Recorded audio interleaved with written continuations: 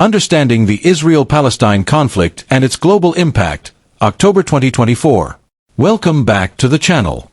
Today, we're diving into one of the most complex and long-standing conflicts in modern history, the ongoing situation between Israel and Palestine.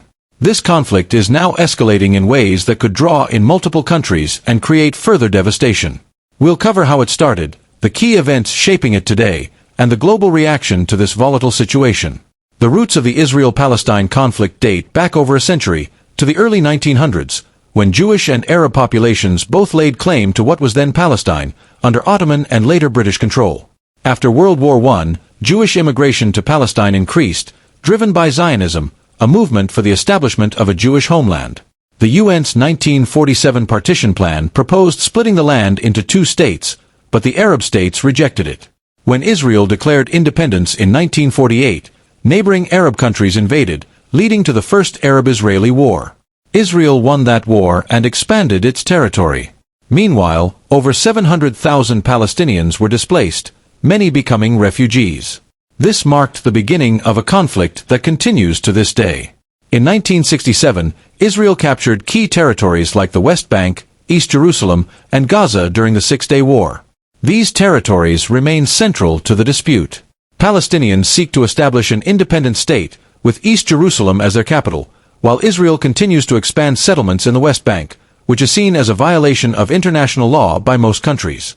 The Oslo Accords of the 1990s raised hopes for peace, but they ultimately fell short. The two sides failed to agree on core issues such as borders, the status of Jerusalem, and the right of return for Palestinian refugees. In Gaza, the situation is particularly dire. In 2007, Hamas, a militant Palestinian group, took control of Gaza, leading to a blockade by Israel. This has led to periodic wars, with devastating results for the civilian population. Today, this conflict is no longer just between Israelis and Palestinians. Regional powers like Iran have become heavily involved. Iran provides support to Hamas in Gaza and Hezbollah in Lebanon as part of its broader strategy to challenge Israel. In early October 2024, Iran escalated the situation by launching missile attacks on Israel. The Iranian government warned that it would retaliate again if Israel responds militarily. This brings the conflict to a dangerous point, where a broader regional war could break out. Lebanon's Hezbollah has also been firing rockets into Israel from the north, while armed groups in Iraq, aligned with Iran, threaten U.S. bases in the region. As of now, Israel is fighting on multiple fronts. In Gaza, heavy Israeli airstrikes target Hamas, and the humanitarian crisis is worsening by the day. Civilians are trapped with limited access to food, water, and medical aid. Over 2 million people live in Gaza, one of the most densely populated areas in the world, making the civilian toll devastating.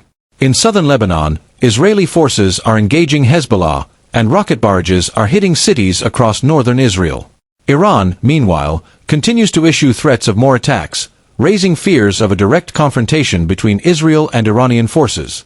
The United States has backed Israel's right to defend itself, providing missile defense systems and urging caution to avoid a prolonged conflict, especially with Hezbollah in Lebanon and Iran. Meanwhile, Arab states have given mixed responses. Some, like Jordan, have allowed U.S. forces to intercept missiles, while others, including Iran and its allies, are condemning Israeli actions. International organizations like the United Nations and European Union have called for immediate ceasefires to prevent further loss of life. The global humanitarian response has been immense, but limited access to Gaza makes it difficult to deliver aid to those in desperate need. The humanitarian situation in Gaza is catastrophic. Israel's blockade has restricted basic supplies for years, and now, under constant bombardment, civilians are paying the highest price. Gaza's infrastructure, including hospitals and schools, has been severely damaged or destroyed. Many people are homeless, and those needing medical treatment can't access care. On the Israeli side, civilians face constant rocket fire from Hamas and Hezbollah.